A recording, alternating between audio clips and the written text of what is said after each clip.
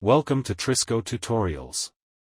TRISCO is a steady-state thermal simulation package. It allows to model 2D and 3D orthogonal building components, in line with the relevant international standards. Amongst others, some applications of the TRISCO package are thermal bridge reporting, like linear thermal transmittance calculations, or equivalent thermal transmittance calculations. Another application is the analysis of surface condensation and interstitial condensation. Here you can see surface relative humidity and interstitial condensation for a curtain wall design. We can also evaluate thermal comfort. Thermal performance of complex facades.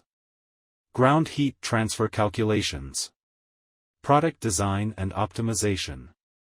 The tutorial series starts with the basics, taking you through setting up a model in TRISCO from scratch, adding materials and boundary conditions. Thereafter the tutorials will teach you how to perform analysis and import geometries in DXF format.